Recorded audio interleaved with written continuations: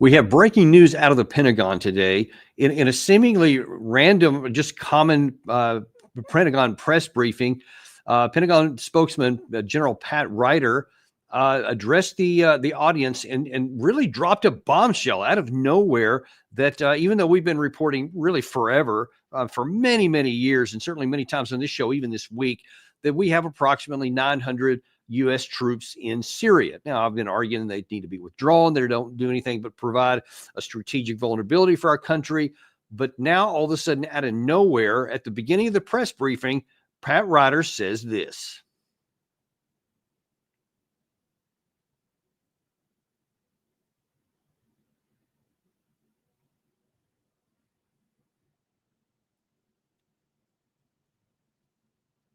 I want to bring up one item. As you know, we have been briefing you regularly that there are approximately 900 U.S. troops deployed to Syria.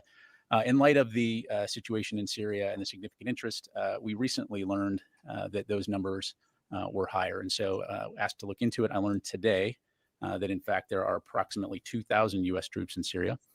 As I understand it, as it was explained to me, these additional forces are considered temporary rotational forces that deploy to meet shifting mission requirements, whereas the core 900 deployers are on longer-term deployments. And as you know, for many of our deployments, numbers will fluctuate from time to time. But given that this number is significantly higher than what we've been briefing, I wanted to let you know as soon as I found out this information. I will. That's good enough for there, Gary. We'll come back to that in just a second. But listen, this is a significant change here and a significant issue. And as you're going to see from some of the other clips we'll play here in a minute, he just sort of came out of nowhere and he just decided on his own, according to what he says, that he chose to tell this to the American people. But the question's got to be why. Now, in this clip we'll see here in a minute, that you're going to hear one of the reporters who are trying to figure out what's going on. They're going to use a term called RIP-TOA. That stands for RIP/TOA, which is Relief in Place Transfer of Authority. That what that is ordinarily, or like in many of our combat deployments like we've had in Iraq or Afghanistan, where it's an enduring kind of mission. If you have, and we'll just say that the total number was 900, let's say if it was a unit that was in Syria and there was 900 of them, and then there's going to be a replacement. You would ordinarily you would bring in the replacement unit before the other unit left, so you have a relief in place. So you would have, for a while, two groups there. So 900 that's leaving plus the 900 that just came in, and then there would be a transfer of authority to the new one, and then the old guys would leave and then get back. So for a period of time, there would be a bump up and down. And it's like one of these reporters is trying to make it sound like, okay, it's no big deal really that we actually had more because it was just a RIP-TOA. And then here's what General Ryder says about that. Numbers today significantly higher than 900. What they've been doing is all focused on the Defeat ISIS mission. And again, that core 900, approximately 900, those are going to be your longer term deployers, right? 9 to 12 months, as I understand it, versus. Okay, Gary, can you pause it right there, just right there for a second? And doing is all focused on the. He says that this is the enduring Defeat ISIS mission. He's going to say that several times too. That is a bunch of BS. There is no Defeat ISIS mission going on because you can't. ISIS is basically that we rendered ISIS, we deprived them of all their territorial holdings in March of 2019. And since that time, we've basically just been fishing for a mission. So the Pentagon routinely and the administrations routinely just say, oh, it's there for the enduring defeat of ISIS. I think I've shown you former Admiral Kirby many times say this, but it's just hogwash.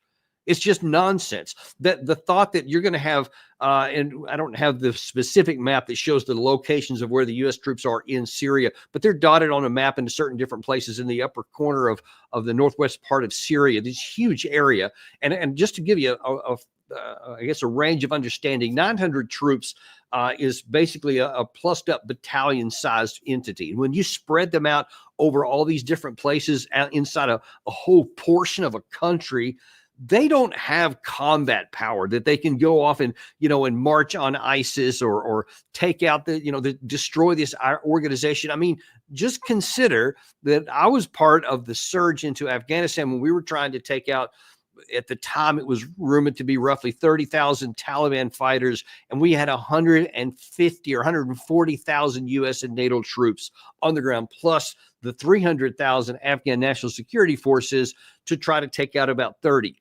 Okay, now that you're talking 900, not even 1,000 spread over this whole area. They are not there to defeat ISIS because you can't do it.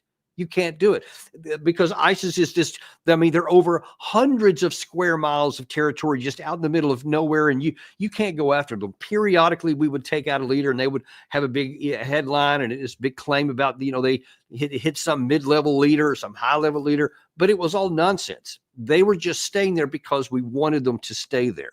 They weren't doing anything for America. They don't have the combat power. I don't know how many times I've heard people say, yeah, but we have to have those troops stay there. People are already, when the Trump administration coming in, knowing that he tried to get them out 3 times in his first administration, have already been trying to paint the stage. Jake Sullivan being one of the most recent ones, that no, this is an important, enduring ISIS mission. We've got to keep those guys there. And my God, that's the only thing keeping us safe here. That's the implication. That's a lie. That's a lie. It's not even an elaboration or trying to make things sound better. It's a lie. They know it. That's not how you keep your country safe here, by having a few folks dotted on the ground there. Well, then what were they doing there? Now, then this is where it starts to get a little bit kind of weird. Gary, if you can continue rolling that tape. On the defeat ISIS mission. And again, that core 900, approximately 900, those are going to be your longer term deployers, right? 9 to 12 months, as I understand it, versus temporary forces, which are going to rotate in on a 30 to 90 day basis. Again, as it's been explained to me, given the difference in the number that we've been providing, have made the decision, I made the decision to go ahead and give you that number. Just so I'm clear, are you suggesting this 1,100 is RIPTOA? No, I'm not. I'm just saying that traditionally, as we track deployments, right, when we say approximately 900, sometimes that's going to fluctuate up to 1,200, 1,300 as units go in and out. Pausing in there real quick, Gary. So she tries to give him an out. Oh, this is just the RIPTOA, the relief in place, the one I told you where they're coming in and going out. He says, no, that's not the case here. So right now, he's telling you, there's just more than a double the number of troops on the ground there right now. So now he continues on to explain why.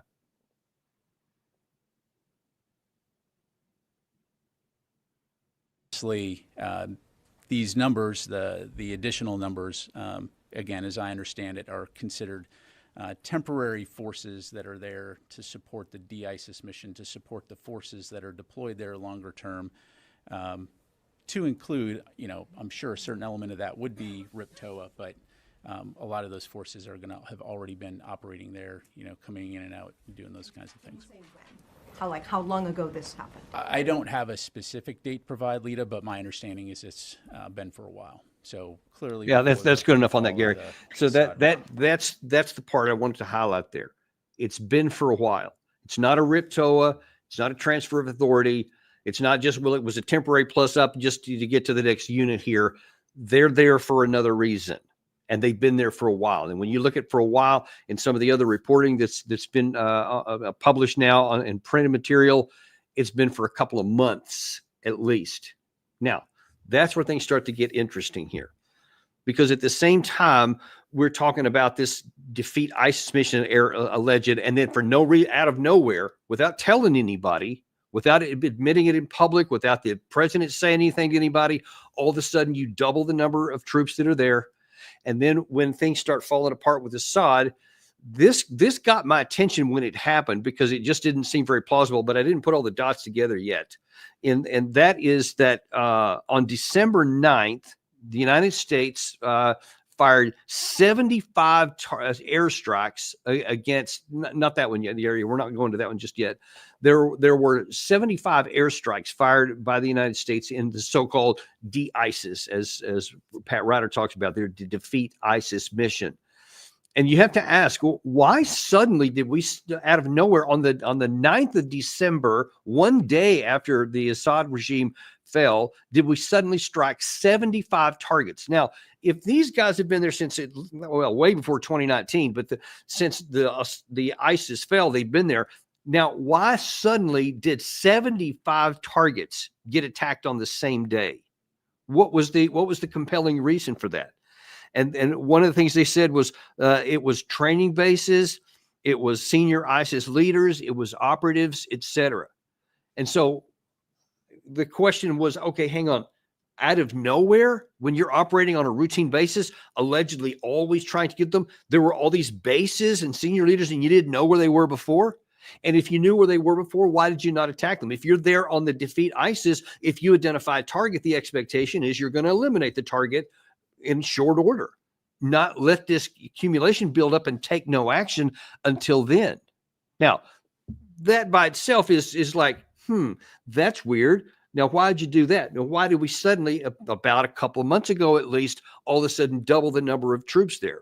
Well, now that's when things start to get a little bit more skeptical or hypothetical, concerning, because there's also information out today from the Telegraph that says, look, by the way, some of the rebel groups in the area were alerted by Americans to get ready for action about 3 weeks before HTS, the violent group that took over for Assad, before they even began their operations. Now, there's also information out that the Russians became aware of this stuff before, and they were trying to get Assad to have some kind of negotiated deal with these guys before they started. He allegedly refused to do that, and that's one of the reasons why Russia was not very active at all in trying to defend him, because they said, hey, you made your bed, and now you're going to go ahead and lie in it. But if this was the case, and by the way, this group here, they're called RCA. I can't remember exactly what it stands for, but it was basically what was a free Syrian army that was formed by a lot of the former regime guys during the first part of the Civil War. It started after 2011. These guys have been trained for years by American and British folks. And in the article from the Telegraph here, they're talking about all this advance notice, and the second in command of this group is the one that was telling them, yeah, we had advance notice, and we were told to plus, and all of a sudden out of nowhere, all these groups start flooding into us. Like, I think close to 2,000 additional fighters out of nowhere for no reason suddenly came and started to join them. And according to the analysis here, they say it indicates not only that Washington knew about the offensive led by HTS, which toppled the Assad regime on December 8th, but that it had precise intelligence about its scale. So the question has to be asked, is this something that we knew about and that we decided to try to exploit? Or is this something that we helped facilitate? Did the United States conduct a coup against Bashar al-Assad? Now, I know a lot of people would probably say, yeah, so what? And I can understand, because that's become so normalized, we don't even think twice about it. But the question would have to be, on what authority and towards what end? Because if you see that simultaneously we all of a sudden double the number of our troops, and as I've told you many times, the primary objective and the primary operations of these, because there's so small number of people, is self-defense. Now, if you suddenly think that something is coming where there could be an expanse of the violence and we need more force protection, then couple of months perhaps before the event, you get these guys on the ground so that when something breaks out, you already have additional force protection measures and you can protect our troops there. At the same time that somebody from the United States was going around telling these guys, some of these fighters on the ground, to get ready for action. And what they said in that article that you can read for yourself, you can pull that up on Google, as you'll see that they weren't given specifics. The rebel groups weren't, only that here's the general time frame, and you need to be ready, because either Assad's going to fall or you're going to fall. So they need to be ready. And then, of course, like I said, they reported that all of a sudden, all these people just start showing up out of nowhere to join with them and swell their ranks. And now then they have moved out from where they were in the southern part of Syria, these groups now enabled by these additional personnel, and they have carved out more territory for themselves. And listen, this is breaking news, so we're just telling you what we know right now. I hope that there's going to be a lot more questions for General Ryder and President Biden and National Security Advisor Jake Sullivan, who keep telling us that there's only 900 people there, because that already tells you point blank right now that we've been lied to. You've been telling us all along that there were only 900 troops there, and you've been telling us all along they're just there on a de-ISIS mission, as you keep using in the vernacular. But now then we see that there's something else going on, because they were clearly prepared for the fall of the Assad regime. They were clearly had advanced knowledge of something that was coming, and then they took action to help some of these other groups that we are still funding to this day. That also exposes another thing there. And why do we need to do this? What is the American vital national interest that suddenly now at all times that we take this action to facilitate the fall of Bashar al-Assad? One has to wonder, to what extent did we work with the Turks and with the Israelis? Because we know for sure that those two had some kind of cooperation going on, because they also were both simultaneous to take action. The Turks in the north to move south, the Israelis in the south to move north. Both have taken additional territory. Both are exploiting the opportunity. It does not appear at all, and I'll just tell you, certain from 20 plus years of experience in the U.S. military for combat deployments, nothing happens that fast.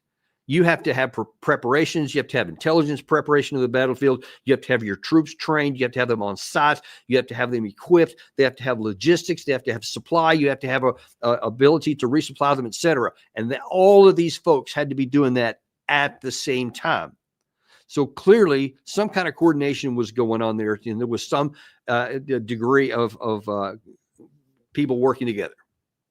It remains to be seen how much, and that's questions that we demand answers to.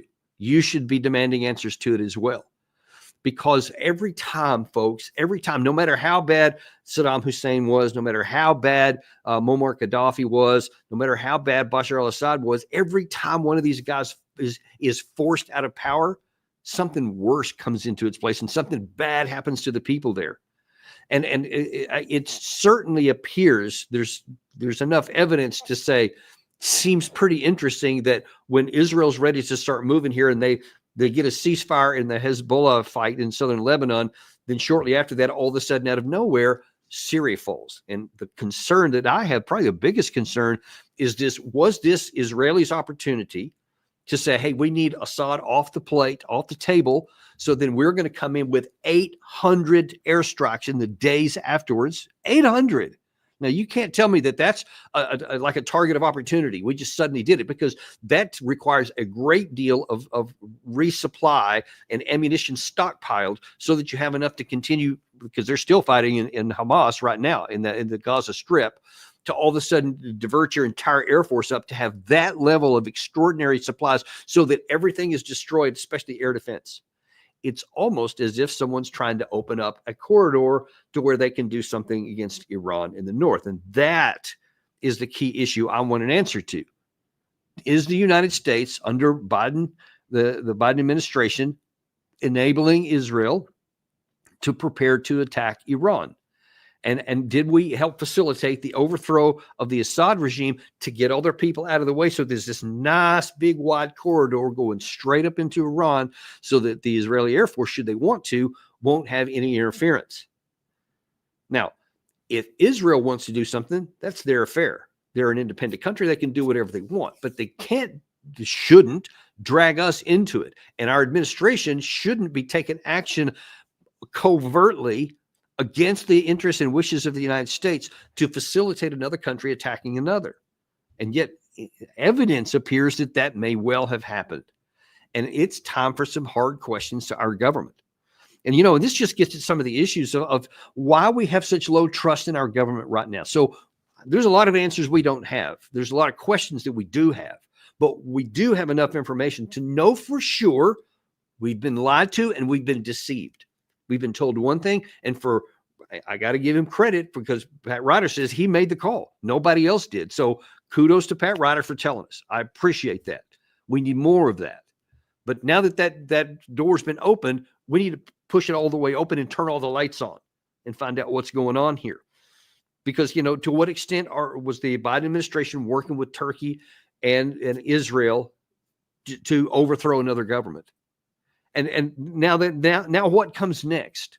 Because now we have not 900, but 1,000 to 2,000 at least American troops. And of course, when you add in, civilian contractors, probably CIA folks, et cetera, no one knows what's going to happen with that. And no one knows how many people are there. And you also have seen in recent days, I think we showed Matt Miller on a couple of days ago on one of our shows, talking to CNN on a CNN show, talking about how he's going to send more troops, and they're getting ready to send more troops to Syria. And you may recall at the time we said, wait a minute, what are you talking about? Send troops to Syria for what? And he was asking, he just kind of brushed off the question, so he didn't answer. So apparently, and we know now, there were already 2,000 there. And yet you're talking about the administration's getting ready to send more. For what? Why? Does Congress know about this? Has any of this been talked about with Congress? Are they keeping secrets from us too? Or have they been kept in the dark? And now that the light has been turned on a little bit, it's time for Congress to open that up and start asking some questions of the administration. What are you doing with our military there? What's the end state? What are you trying to accomplish there, et cetera? And now then, we have of our troops there that are in a country, and all this time, folks, we like to talk about how we are the defenders of democracy. We are this force for good in the world. We fight to uphold the rules-based international order, the rule of law. And yet, here in this situation, we don't like to talk about this very much. We don't like to talk about it at all, but I'm going to. We, at the moment, have roughly 2,000 uniformed service members and some number of other hundreds of civilian personnel, contractors, et cetera, in the territory of a sovereign country, or what was a sovereign country, that did not invite us in, did not give us authorization. There is no international law on the books that allows a powerful country to go into a less powerful country and just seize some of its territory and camp out there permanently or semi-permanently. We continue to look at when the right time may be to get American personnel into Syria. But when we do that, just let me finish. When we do that, we have to make sure that we can do it in a secure way. And when the United States makes a move like this, it matters. It's something that's watched by the entire world. So we want to make sure we go in at the appropriate time. We want to make sure we do it in a way that's secure. We want to make sure we do it in a way that meets the other missions that we need to answer when we go into Syria. We're working through all of those issues now. Okay, that was 2 days ago. What are you talking about that meets our needs? More troops into Syria. How can you say that and then not tell us why they're there?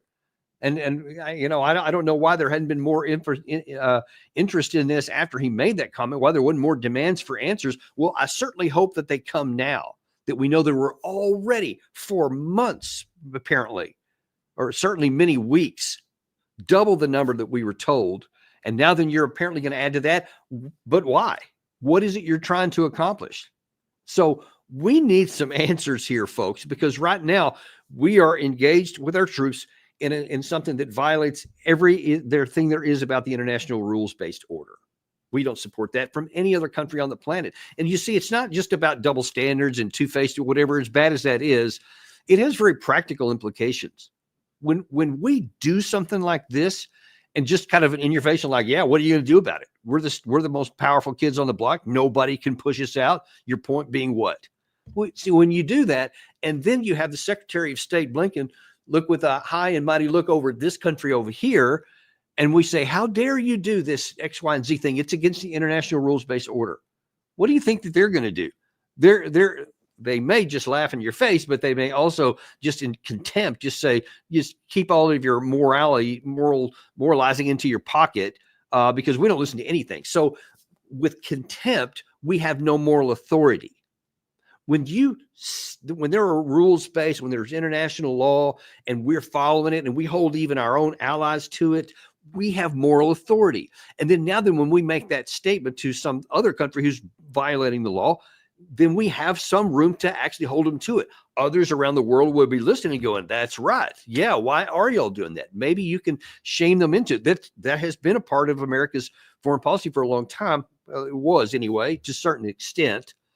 But now then we're just shredding it. And so nobody will do what we want. We have no moral authority to do anything, which harms our interests. If you're not going to do it because it's the right thing, which you should, then do it because it's harmful to our interests, which it is. But I don't think that anyone's going to learn this lesson in power, because they still look at it like king of the hill. Like, yeah, who's going to knock me off? You know, Iran, you going to push me out of Syria? Saudi Arabia, UAE, Egypt, Jordan? Y'all aren't going to do that. You can't do it. So, and Israel, of course, is applauding. They wouldn't even think about doing it. But because we can, we're going to stay there. And then at the same time, flout international rules-based order for other people. And so now then you have the growing possibility, the growing proclivity of others to say, okay, we're going to go by your actions, not your words. And we see that the rules are, if you have the power to do something, then you do it. And if nobody can push you out, then that's what the rule is. So morality is taken out of the equation entirely. No one even pretends otherwise, other than to pacify their own domestic audience from whichever side. And when you get into that situation, folks, let me tell you, it can get dangerous in a hurry. Because when now then morality doesn't even have a constraining influence, it's just mocked, then all you're left with is power calculations. And when you get into that, different people make different calculations based on what they see. And now then they're willing to take more action and more risk than they should.